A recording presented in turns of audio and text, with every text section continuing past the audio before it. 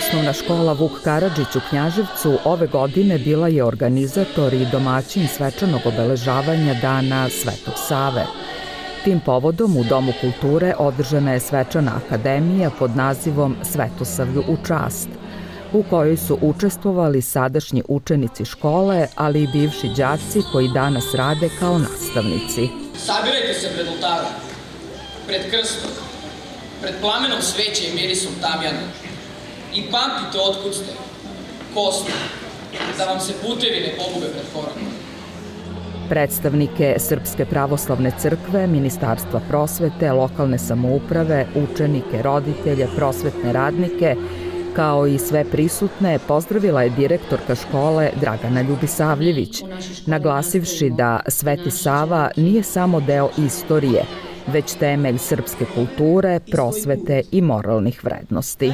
Mi u našoj školi nastojimo da naše đake učimo svetosavskim vrednostima, da taj vrednosti oni dalje nastavljaju, jer samo to je nešto čime možemo da se ponosimo i što može ovaj naš narod da sačuva u budućnosti. Večeras, okupljeni ovako zajedno, probajmo da zajedno probudimo taj svetosavski duh. Probajmo da za neke naše vrednosti porazmislimo gledajući našu Svetosavsku akademiju, da stremimo zajedništvu, da stremimo slozi, pravim vrednostima koje će sačuvati ovaj naš narod još mnogo, mnogo vekova i nastaviti da živimo zajedno u duhu Svetoga Save. Značaj negovanja svetosavskih vrednosti i uloge prosvetnih radnika u vaspitanju i obrazovanju istakao je načelnik školske uprave u Zaječaru Srđan Stanojević. Naš prosvetni rad nije nimalo lak.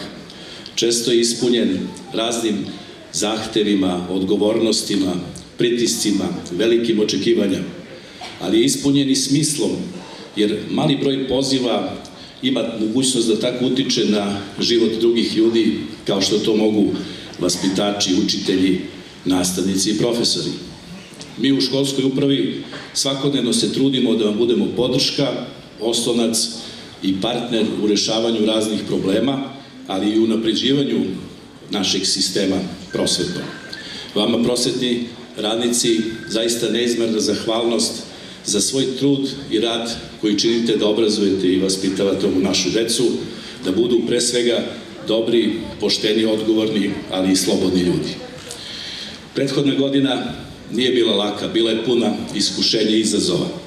Neka nas Sveti Sava ponovo ujedini i poveže, jer samo zajedno uz međusobno razumevanje i toleranciju i uz međusobnu podršku možemo da gradimo prosvetu u budućnosti ove naše države i da čuvamo dostojanstvo ove naše profesije. O značaju svetosavske filosofije govorio je protosinđel Zaharija Mitić, starešina crkve Svetog Đorđa i manastira Svete Trojice, naglasivši da je najvažniji zadatak škole da vaspitava dobre ljude. Na nama je da svoju decu vaspitavamo kroz svetosavsku prosvetu i zato mi koji smo vaspitani u tom duhu i koji prepoznajemo značaj i smisao te filosofije u našim školama i tekako reagujemo na ostale neke druge filosofije koje tekako mogu da smućuju um i srce i dušu naših mladih svetosavaca, i tekako smo osetljivi na one sadržaje koji tekako mogu da odvedu naše učenike od te filosofije i da ih odvedu na neku stranputicu. Ako se budemo držali svetosavske filosofije prosvete, budite sigurni da ćemo kroz takav način i kroz takvo učenje i kroz takvo vaspitanje utkati one prave i osnovne temelje u društvu celome, u dušama svakoga od nas i ovi mladi ljudi koji treba da steknu određeno znanje, određeno vaspitanje kroz školu, sutra će biti pravi ljudi, pravi rodoljubi koji će znati zbog čega i za čega treba živeti i zbog čega se treba boriti. Na svečanosti su uručene nagrade najuspešnijim učesnicima školskih konkursa iz literarnog i likovnog stvaralaštva, dok su učenički radovi izloženi u holu Doma kulture.